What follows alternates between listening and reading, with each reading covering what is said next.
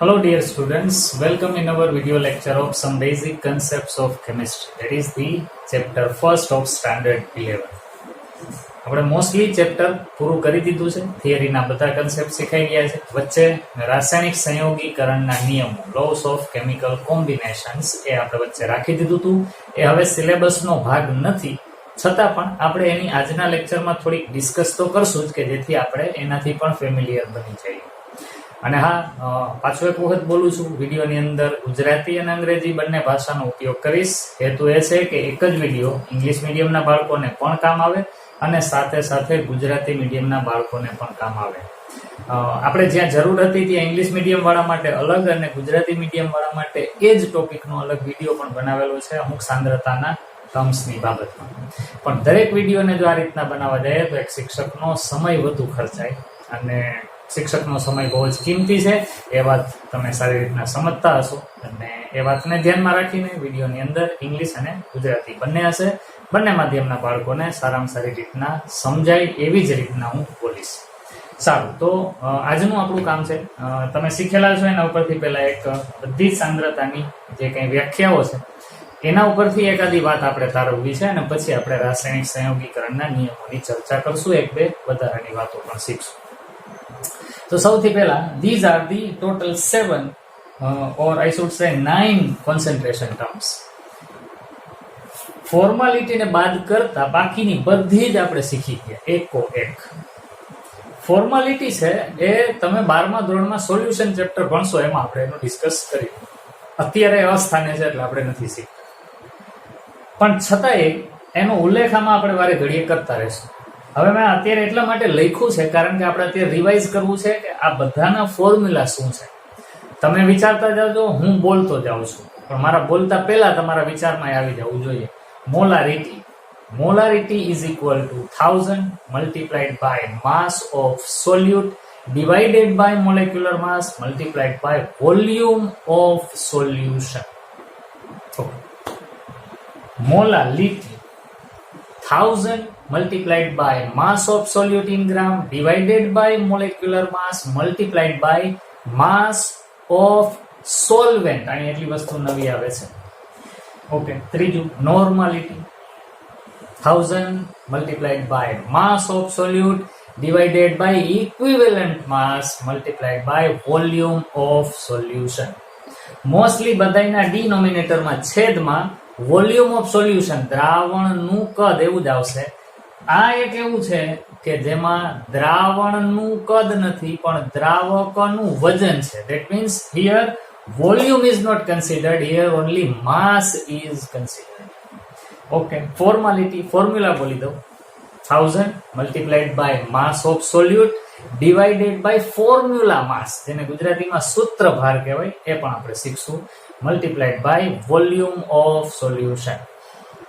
ppm mass of solute in gram divided by volume of solution in milliliter multiplied by 10 to the power 6. Mole fraction, mole of a substance divided by total mole. અહીંયા પણ ક્યાંય volume આવતું નથી. In the formula of mole fraction there is no volume as a quantity. અહીંયા ક્યાંય કદનો ઉલ્લેખ નથી આમાં. એટલે જ્યાં જ્યાં ક્યાંય વોલ્યુમ નથી આવતું એને હું જરાક સાઇન આઉટ કરતો જાઉં છું. મોલાલિટીમાં ક્યાંય વોલ્યુમ નથી, મોલ ફ્રેક્શનમાં પણ વોલ્યુમ કોઈ જગ્યાએ નથી. હવે હું શું કામ એવું બોલું છું કે વોલ્યુમ નથી, હમણાં 2 જ મિનિટમાં તમને ખબર પડશે.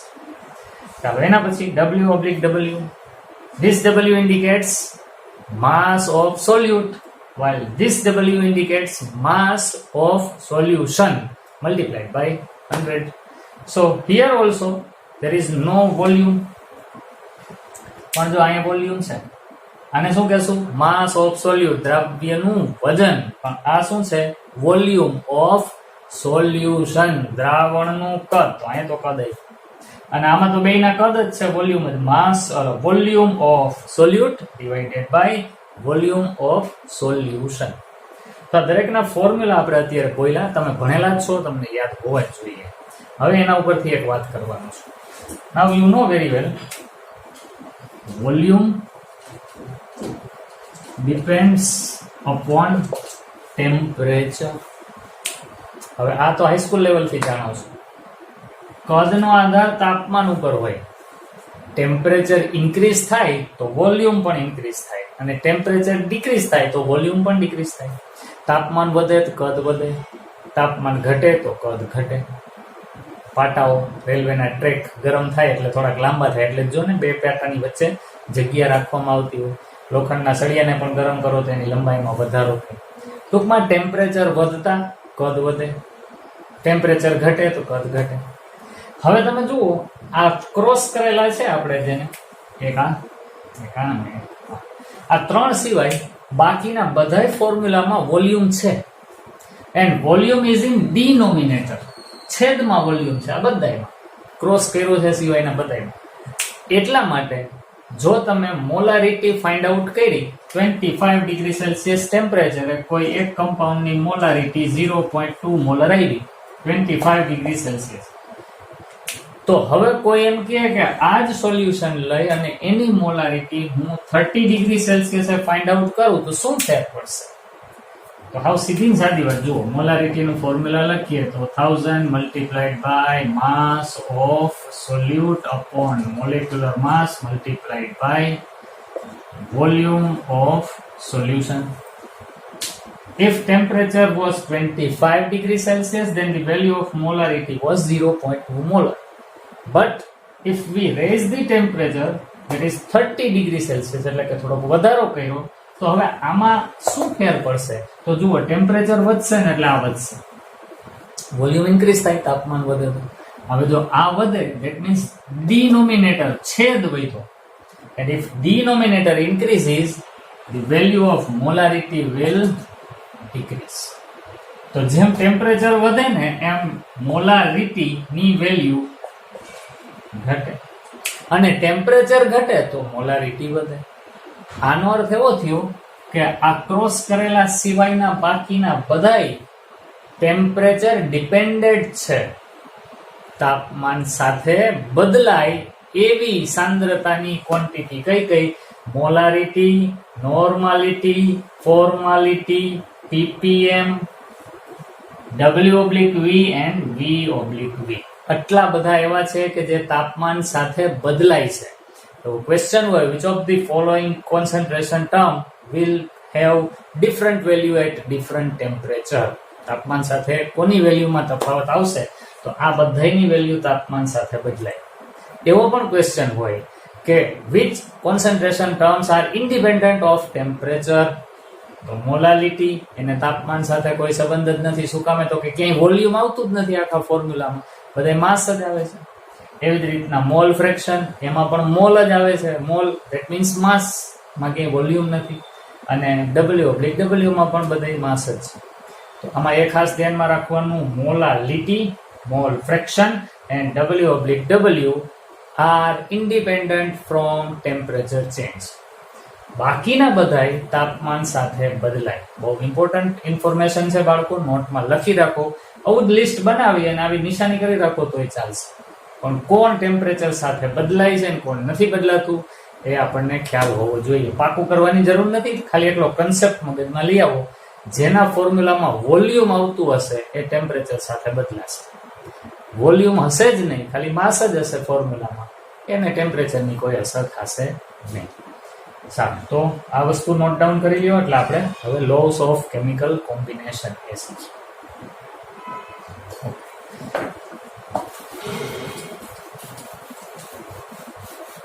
હવે એ ટોપિક છે ને બહુ પ્રાચીન કહી શકાય ને એવો ક્લાસિકલ ટોપિક છે, અને હવે ધીમે ધીમે આપણે નવું સાયન્સ ભણવાનું હોય એવી ખરેખર નીતિ હોય છે દરેક દેશના એજ્યુકેશનના ડિપાર્ટમેન્ટ.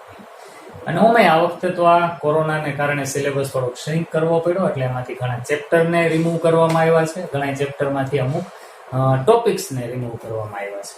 અને એવા ટોપિક્સ રિમૂવ કર્યા છે કે જેની ખરેખર એક્ઝામ ઓરિએન્ટેડ કોઈ જરૂર નથી. હા, હિસ્ટ્રી પૂરતું તમે એને શીખો એટલે તમને ખાલી જાણવા મળે કે પહેલા આવું પણ હતું. સારું, તો આપણે એ સબ્જેક્ટને ટચ કરી લઈએ અત્યારે. Loss of chemical combination.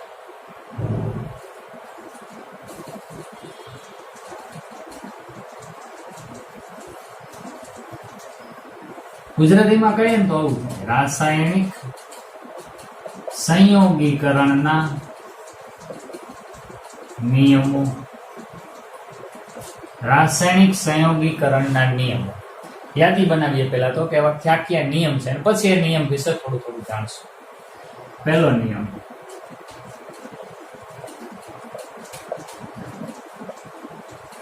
Conservation of mass. Conservation of energy નો નિયમ તમે શીખ્યા છો. ગુજરાતીમાં કહીએ તો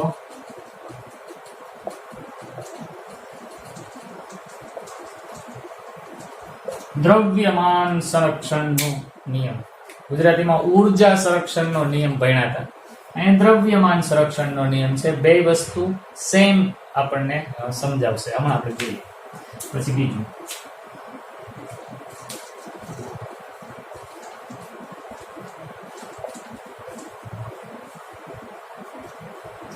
લો ઓફ ડેફિનેટ પ્રપોર્શન. ગુજરાતીમાં કહીએ તો નિશ્ચિત સંરચનાનો નિયમ. પેલા ખાલી નામનો પરિચય મેળવીએ છીએ, પછી એક એક વિશે આપણે સમજશું પણ ખરા. ત્રીજો નિયમ, લો ઓફ મલ્ટિપલ પ્રપોર્શન. એને કહેવામાં આવે ગુજરાતીમાં ગુણક પ્રમાણનો નિયમ. અને ચોથું છે law of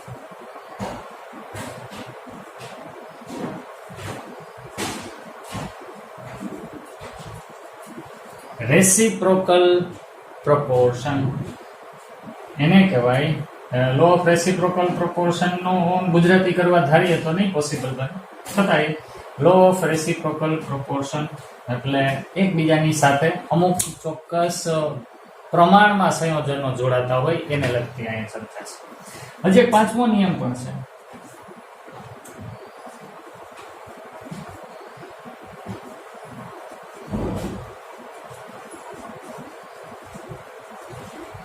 law of combining volume. કદ થી એકબીજાની આરે સંયોજનો જોડાઈને અણુઓ જોડાઈને સંયોજનો બનતા હોય તો એ કયા પ્રમાણમાં જોડાય છે એનો નિયમ. આ બધા નિયમો વર્ષો પહેલા જુદા જુદા વૈજ્ઞાનિકોએ આપ્યા અને એના ઉપરથી પછી કેમિસ્ટ્રીનું ડેવલપમેન્ટ છે. ટૂંકમાં કોઈ પણ મોલેક્યુલ કઈ રીતે બન્યો છે, એના નેચર શું છે, એ બધા વિશેની માહિતી, બેઝિક ઇન્ફોર્મેશન સમયાંતરે આ નિયમો દ્વારા જુદા જુદા સાયન્ટિસ્ટે આપ્યા. લેવોઝિયર એલિમેન્ટને જેણે ડિસ્ક્રાઇબ કર્યું હતું એ સાયન્ટિસ્ટ લેવોઝિયરે આ વસ્તુ સમજાવી, law of conservation of mass. જો એને શીખીએ આપણે. તમે આ બધા જ લોસનો ઉપયોગ આપણે અત્યાર સુધીમાં જ્યાં જ્યાં કેમિસ્ટ્રી ભણ્યાની આપણે જાણતા અજાણતા કર્યો જ હોય, પણ આપણને ખબર ન હોય કે આપણે જે આ એક પ્રવૃત્તિ કરી એમાં કયો નિયમનું આપણે એપ્લાય કર્યો. તો આપણે આવું ફોર્મ્યુલા લખતા હોય ને, H2 plus O2 gives H2O. આ સિમ્પલ કેમિકલ રિએક્શન છે, પણ તમે જોઈને તરત કહી શકશો કે this is not the balanced chemical reaction. સંતુલિત તો નથી, કારણ કે અહીંયા ઓક્સિજન 2 છે, અહીં તો એક જ દેખાય છે. એ 2 કરવા માટે મારે અહીંયા 2 મૂકવા પડે. બેલેન્સ કરીએ છીએ ને કેમિકલ ઇક્વેશનને, સ્ટોકિયોમેટ્રી. અને હાઇડ્રોજન હવે 4 થઈ ગયા, તો અહીંયા 2 મૂકવાથી 4 થશે. હવે તમે જુઓ ને તો અહીંયા ટોટલ માસ રિએક્ટન્ટનું અને આ 2 રિએક્ટન્ટનું, આનું 4 વત્તા આનું 16 ગુણ્યા 2 એટલે 32, 32 ને 4 36 ગ્રામ. અને આનું total mass 2 multiplied by molecular mass of water, that is 18 to 36. અહીં તમે જોઈ શકશો કે total mass of product is same as that of the total mass of reactant. કોઈ પણ કેમિકલ રિએક્શનમાં નિપજોનું કુલ દળ અને પ્રક્રિયકોનું કુલ દળ સમાન જ હોય છે. This is known as conservation of mass. દ્રવ્યનું કન્ઝર્વેશન થી, સંરક્ષણથી, mass is conserved in any chemical and physical change. અને એવું જ હોવું જોઈએ ને ભાઈ. 5 કિલો વસ્તુ લીધી હોય અને એનું રિએક્શન કરો ને જે પ્રોડક્ટ બને, ભલે ને પ્રોડક્ટ જુદી જુદી 2-3 બને, પણ એ ટોટલ પ્રોડક્ટનું માસ પણ 5 કિલોગ્રામ જ હોવું જોઈએ. કોઈ એમ કહે કે ભાઈ એ તો ઘણી બધી વખત ઓછું પણ હોય છે, પણ એ ઓછું એટલા માટે છે કારણ કે એમાંથી કેટલાક ગેસિયસ મોલેક્યુલ્સ બનીને ઉડી ગયા હશે, એને તમે કન્સિડર કરો તો માસ તો સેમ રહે. માસ ક્યારેય ડિસ્ટ્રોય થતું નથી. હજુ હું ઓલો નિયમ બોલું, energy never destroys, neither destroys nor created. ઉર્જા નાશ પણ ના પામે, ઉર્જા બને પણ નહીં. It can only be transformed from one form to another. એ ખાલી એક સ્વરૂપમાંથી બીજા સ્વરૂપમાં રૂપાંતર પામી શકે. એટલે total energy of universe remains constant. એવી જ રીતના માસ ઇઝ ઓલ્સો કન્ઝર્વ. કોઈ પણ કેમિકલ રિએક્શન દરમિયાન mass can neither created nor destroyed. Mass can be transformed into some another form. That means the total mass of universe remains constant. આના ઉપર આપણે હવે વાત કરી શકીએ. ઘણા એમ કે ને પૃથ્વી ઉપર વસ્તી વધે તો માણસોનું વજન બહુ વધી જાય. માણસો જાજા થાય એટલે પૃથ્વી ઉપર વજન બહુ વધે, પછી પૃથ્વી ઉપર બિચારી ઉપર ભાર આવે. પણ એવું નથી બાળકો. ઇમેજિન કરો, આપણે જન્મા ત્યારે 2 થી 3 કિલોના હતા, અત્યારે 50-60 કિલોના થઈ ગયા, તો આપણું માંસ વધ્યું. પણ આ આપણું જે માંસમાં વધારો થયો એ ખરેખર વધારો કોના કારણે થયો? આપણે જે કંઈ ફૂડ લીધું એના કારણે. હવે ફૂડ તો જમીનમાંથી જ ઉગેલી વનસ્પતિઓ થ્રુ આપણામાં આવ્યું. એટલે જમીનનું જે માંસ હતું એમાંથી અમુક માંસ આપણી અંદર આવી ગયું, અમુક દળ આપણામાં આવ્યું, એટલે આપણું દળ વધ્યું. તો અલ્ટિમેટલી આપણે 3 કિલોમાંથી 60 કિલોના બન્યા. તો એવું નથી સમજવાનું કે એટલું નવું વજન બન્યું. નવું નથી બન્યું, પૃથ્વીમાંથી અમુક આપણામાં આવ્યું. તો પૃથ્વી ઉપર જે ટોટલ માસ હતો એ તો એટલો ને એટલું જ રહ્યું, એમાં કોઈ ફેર ના પડ્યો. હા, પૃથ્વીનું માસ વધી શકે ક્યારે? જ્યારે કોઈ મેટિયોર ઉલ્કા પડે, મોટો પથ્થર અવકાશમાંથી જમીન ઉપર, ત્યારે પૃથ્વીનું વજન એટલું વધે. પણ માણસો એને બેલેન્સ કરી જ દે છે ને. કઈ રીતે? આપણે કેટલા બધા સેટેલાઇટ બનાવીને બહાર મોકલ્યા છે. દરેક સેટેલાઇટનું કંઈક વજન હોય, એ પૃથ્વી ઉપરથી આપણે બહાર મોકલીએ છીએ. અલ્ટિમેટલી પૃથ્વીનું માસ જેટલું છે એટલું ને એટલું જ રહે છે. અને આખા યુનિવર્સનું માસ તો એટલું જ રહેવાનું કે યુનિવર્સની બહારથી તો નવી વસ્તુ આવતી નથી.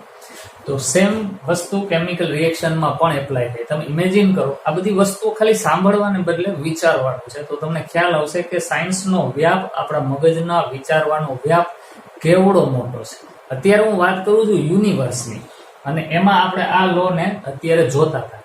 હવે યુનિવર્સ બહુ જ મોટી વસ્તુ, એમાંથી તમે સાવ ન દેખાય એટલા નાના એટોમ ને મોલેક્યુલ સુધી પહોંચી જાઓ તો એને પણ એ જ નિયમ લાગુ પડે છે. તો આ પ્રકૃતિએ બનાવેલી વ્યવસ્થા છે. મોટા પદાર્થોમાં પણ કન્ઝર્વેશન ઓફ માસ થાય, અને નાના એટોમ જેને આપણે જોઈ પણ નથી શકતા એમાં પણ, આવી કેમિકલ રિએક્શન્સમાં પણ માસનું કન્ઝર્વેશન તો થાય જ છે. એટલે નિયમ સાદો: in each chemical and physical reactions, total mass of product and total mass of reactants are always equal. અને જો આ ઇક્વલ ના હોય તો એનો અર્થ એવો કે તમે કેમિકલ રિએક્શન ખોટું લખ્યું છે. આપણે આમ લખીને અટકી ગયા હોત, H2 plus O2 gives H2, આટલું લખીએ. So this chemical equation is not following the law of conservation of mass. Why? Because the total mass of product is only 18, while the total mass of reactant 32 plus 2, that is 34. આ બેનો total atomic molecular માસનો સરવાળો 34 થયો, ઓલાનો 18 થયો.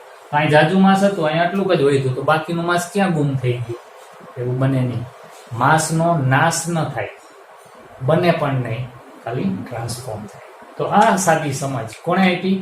લેવોઝિયર નામના સાયન્ટિસ્ટે આ સમજ આપી, અને એનું આપણે ખાલી ઇન્ફોર્મેશન મેળવવાની હતી એ આપણે જોઈએ. સારું, હવે બીજું જોઈએ, લો ઓફ ડેફિનેટ પ્રોપોર્શન. આ પણ બહુ સરસ નિયમ છે. જોસેફ પ્રોસ્ટ સાયન્ટિસ્ટનું નામ છે, એણે આ વસ્તુ સમજાવી. હવે એને સમજવા માટે આપણે બીજું એક એક્ઝામ્પલ લઈએ. જુઓ, એને છે ને કમ્પાઉન્ડ ને ડિફાઇન કરવા માટે વસ્તુ સમજાવી. કમ્પાઉન્ડ. હવે તમે આ વાતને એકદમ આરામથી સમજી શકશો કે water, that means H2O. Water એટલે H2O જ થાય. એ પછી જુનાગઢ હોય, રાજકોટ હોય, અમેરિકા હોય કે આફ્રિકા હોય, water that means H2. Even મંગળ ગ્રહ ઉપર પણ વોટર એટલે H2O જ થાય. કોઈ એમ ના કહી શકે કે અમે તો એવા વિસ્તારમાં રહીએ છીએ કે અમારે ત્યાં બહુ જ વરસાદ થાય, પાણી અમારે પુષ્કળ છે, એટલે અમારે અહીંયા વોટરનું ફોર્મ્યુલા H2O નથી, H4O છે. તો એવું ના બને. If it is water, then its formula will be H2O. That means if it is water, then in the molecule of water, the mass ratio of hydrogen and oxygen is 2:16. Ano total mass 2, ano total mass 16. That is 1:8. આમ જ હોય. આનાથી જો જુદા કોમ્બિનેશનમાં આ બે attach થયા હોય એકબીજાની સાથે તો એ વોટર નહીં હોય, કંઈક બીજું હશે. કોઈ એમ કહે કે અમારે અહીંયા વોટરનું ફોર્મ્યુલા આવું છે, તો આ કેટલું થયું? 232. That means 1:16. That is not water, that is hydrogen peroxide, a different compound. આ પાણી, આ હાઇડ્રોજન પેરોક્સાઇડ. તો જોસેફ પ્રોસ્ટ એવું કહે છે કે કોઈ પણ કમ્પાઉન્ડ ગમે ત્યાંથી તમે લઈ આવો અથવા ગમે એવી રીતે એને બનાવો, છતાં પણ એ કમ્પાઉન્ડમાં રહેલા દરેક એલિમેન્ટનો માસ રેશિયો ડેફિનેટ જ હશે. Law of definite proportion. A બેનો proportion definite જ હશે. If it is water, then the proportion of hydrogen to the oxygen is always 1:8. But if the proportion is changed, then it will no longer be water, it will be another compound, that is hydrogen peroxide.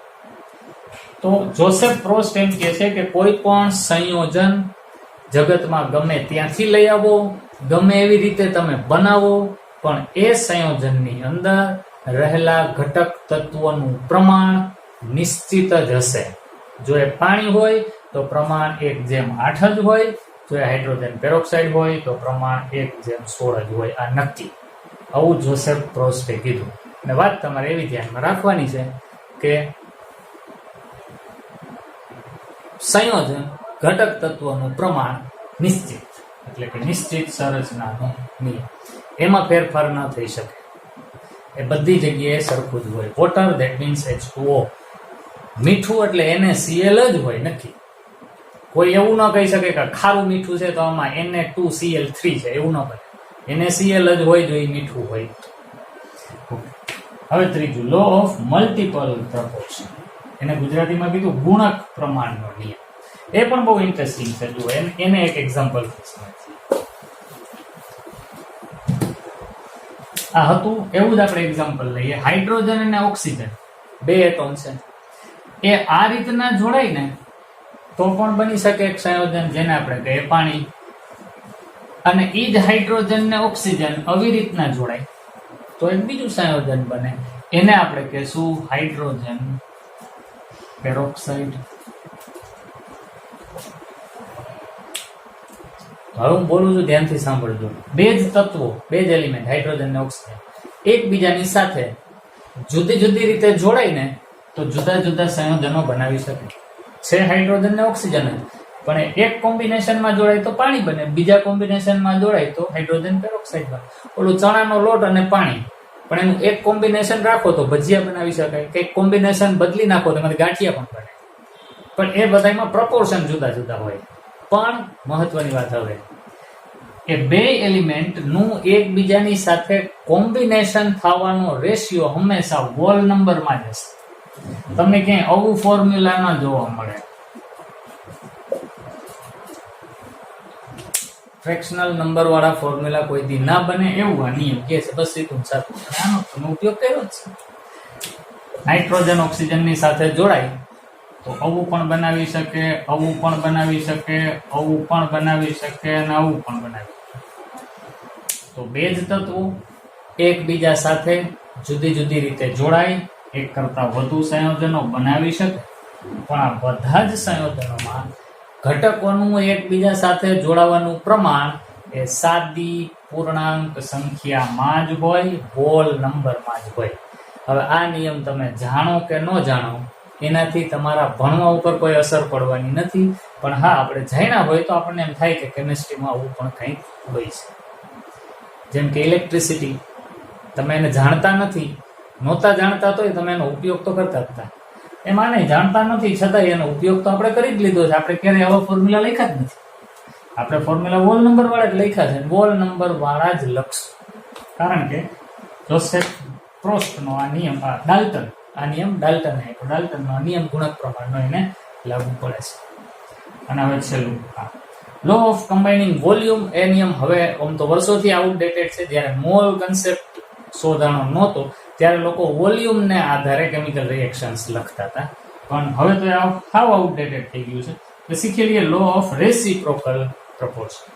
એને ગુજરાતીમાં આવું કહે છે ને, સંયોજિત ભારનો.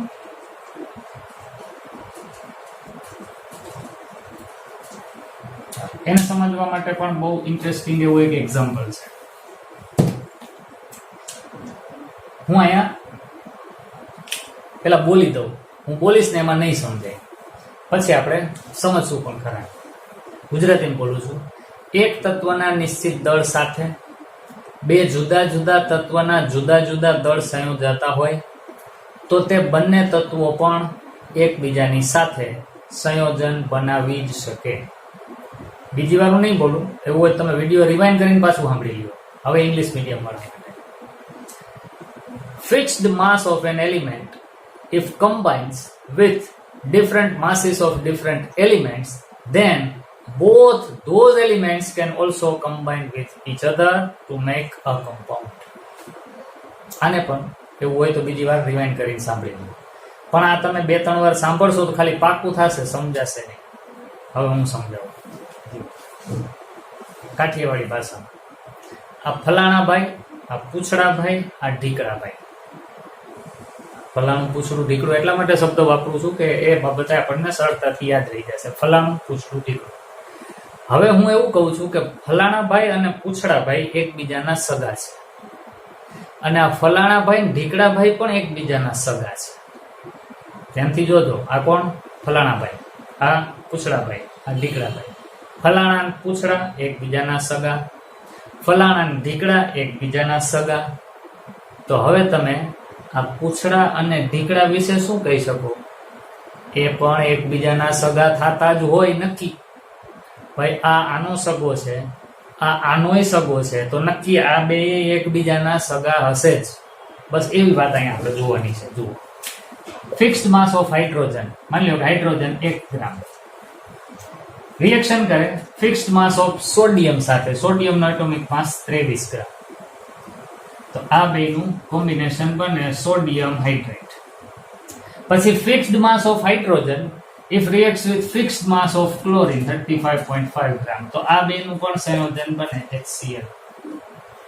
તો હવે બોલું છું, એક તત્વના નિશ્ચિત વજન સાથે બે જુદા જુદા તત્વના જુદા જુદા વજન જો સંયોજાતા હોય તો નક્કી આ બે તત્વો પણ એકબીજાની હારે સંયોજાતા જ હોય ને. આ સંયોજક છે ને NaCl એકબીજાની હારે જોડે કયું કમ્પાઉન્ડ બને છે? NaCl.